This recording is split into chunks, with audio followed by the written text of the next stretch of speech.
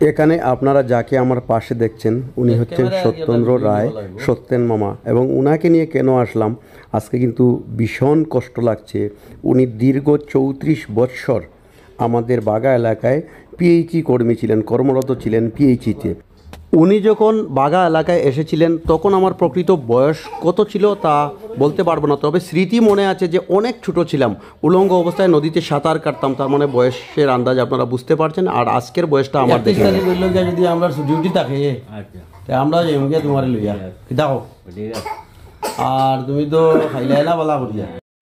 আর যে পিএইচিতে উনি কর্মরত ছিলেন সেটা আমাদের দাদু একজনেরই ডোনেশন করা ছিল, মানে আমাদের বাড়িতেই বলতে গেলে উনি ছিলেন দীর্ঘ 34 বৎসর। প্রকৃতপক্ষে ওনার বাড়ি হচ্ছে করিমগঞ্জে। আর যেহেতু একটা নিয়ম নীতি রয়েছে চাকরির, আজকে ওনার অবসরের সময় এসে গেছে, ওনাকে যেতে হবে। অর্থাৎ ফেব্রুয়ারি মাসের 28 তারিখ ওনার অবসরের দিন।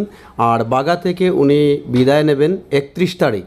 তো বাগা এলাকার যারা যুবক বা প্রতিবেশী যারা রয়েছে তারা যদি কেউ সত্যেন মামাকে এগিয়ে নিয়ে দিতে চাও, সবাই আসলে পারবে তোমরা। আর আমিও চেষ্টা করব যে উনাকে এগিয়ে দিতে, বাড়িতে নিয়ে যেতে। উনি চলে যাচ্ছেন, অনেক কষ্ট লাগছে, কিন্তু অনেক স্মৃতি রেখে গেছেন এখানে। আমি যখন অনেক ছোটো ছিলাম তখন বাবরি মসজিদ নিয়ে একটা উত্তেজনা সৃষ্টি হয়েছিল। তখনও কিন্তু উনি আমাদের সাথে আমরা মিলে প্রস্তুতি নিচ্ছিলাম কোথায় যেতে হবে, কি করতে হবে। উনি সমস্ত রাত এখানে ছিলেন।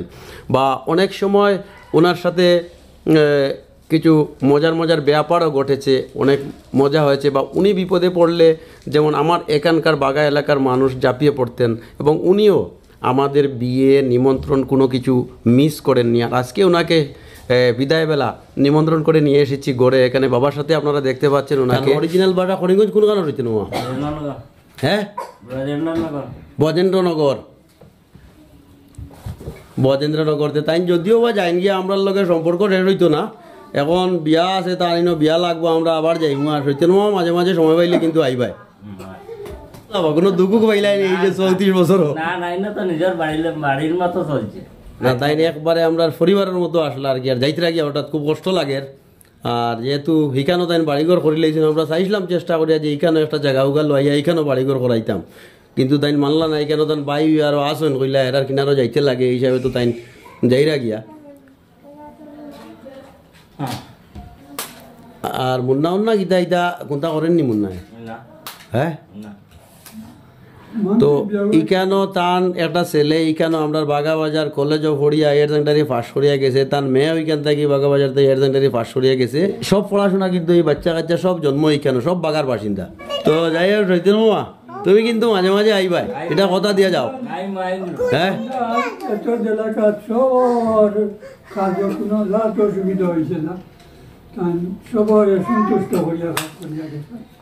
আর আমরা এখানেও সত্যেন মামা থাকাকালীন আর তান থাকি আমরা খেয়ে কোনোদিন কোনো দুঃখ পাইছি না। এমনকি তাই বাড়িতে গেলে মনে আছে যে তান ঘর ভাড়া দেওয়া, আমরা রাত ঘুমাইছি, শয়তানি করছি, ঘর ভাড়া দিছি। আর আরও বেজান ঘটনা আছে, তান কুইয়ার চুরি করছি, নাইকল চুরি করছি। আজকে আজ তাই না একবারে সামনাসামনি যেই থাকিয়া তো কিছু সময় তাই খেদাখেদিও করছই। চুরও জানেন কিন্তু এখন কর্তা গীতা ডেইলি দান মানে নারিকেল এবং ইয়ত আক্রমণ করা হয়তো কুশিয়ারও। তো চুরও অবশ্য দান সবার জানা আছে। তো মাঝে মধ্যে দান কিছু 4-5টা কুশিয়ার আনিয়ে দিতা অবশ্য, যে যারা আসো বা খাও, মানে যারা চুর আসো আর কি খাও, তো ওই দিকে আক্রমণ করিও না। এটা ঘটনা আছে। তো ওই স্মৃতিগুলা তাকি যাইব গিয়া। আর সত্যি ঠিক আছে, তুমি বিয়ার সময় কিন্তু নিমন্ত্রণ লইয়া আইবাই, আমরা যাইমু। আর বাগা এলাকার যারা আসেন সবে ভিডিও যদি দেখো জানিলে এবার যে সত্যেন মামা কত তারিখ যাইবা গিয়া। আর রিটায়ার্ড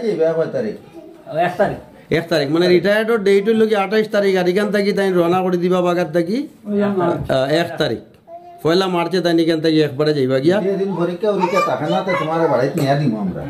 আর 31 তারিখ সত্যেন মামার বিদায় দিন আপনারা সব আইবা, বাগা এলাকার যারা আসেন তানরে সুন্দর করিয়া বিদায় দিবা।